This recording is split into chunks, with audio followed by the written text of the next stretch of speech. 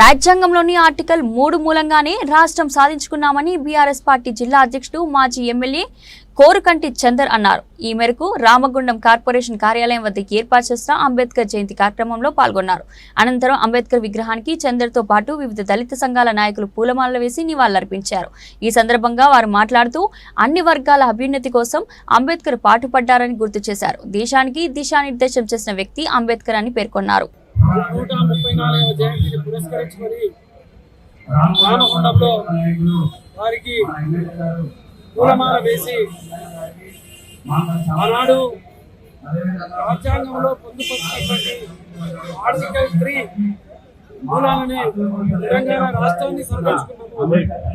తెలంగాణ రాష్ట్రం ఏర్పడిన తర్వాత తెలంగాణ ఉద్యమ మహానాయకులు తెలంగాణ తొలి ముఖ్యమంత్రి వర్యులు కేసీఆర్ గారు తెలంగాణ రాష్ట్రంలో సచివాలయానికి డాక్టర్ బిఆర్ బాబాసాహెబ్ అంబేద్కర్ గారి నామకరణం చేసి 125 అడుగుల విగ్రహాన్ని ఇక్కడ ప్రతిష్టాపన చేసి డాక్టర్ బిఆర్ బాబాసాహెబ్ అంబేద్కర్ గారి ఆశయాలకు అనుగుణంగా దళిత బహుజనులకు న్యాయం జరగాలని దళిత బంధు పథకాన్ని ప్రవేశపెట్టి సంపన్నులు ఏ విధంగా అయితే జీవిస్తున్నారో దళిత వర్గాలు కూడా వ్యాపార రంగంలో అదే విధంగా జీవించాలని దళిత బంధు ప్రవేశపెట్టినటువంటి గొప్ప నాయకుడు కేసీఆర్ గారు 15 నెలలుగా కాంగ్రెస్ పార్టీ అధికారంలోకి వచ్చిన తర్వాత దళిత బంధు పథకాన్ని అమలు చేయకపోగా ఈ యొక్క రాజ్యాంగంలో పొందుపరిచినటువంటి చట్టాలను కూడా కుంగలో తప్పుతూ ఉన్నారు.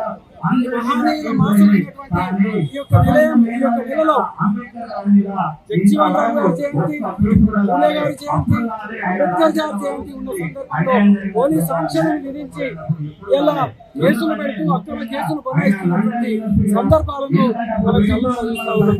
వీళ్ళే ఈ రోజు ఈ యొక్క రాజ్యాంగాన్ని పుస్తకాన్ని పట్టుకొని నేను అమలు చేయాలని వాళ్ళు మాట్లాడుతున్న నిజంగా చాలా నమ్మకం ఉంది. ఈరోజు ప్రజలందరూ కూడా చైతన్యం కావాల్సింది.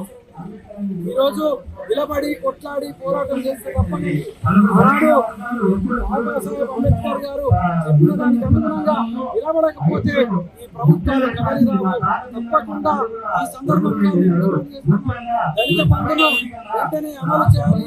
ఈ యొక్క ప్రాంతంలో ఉన్నటువంటి దళితులకు న్యాయం జరగాలని సందర్భంగా డిమాండ్ చేస్తున్నాం.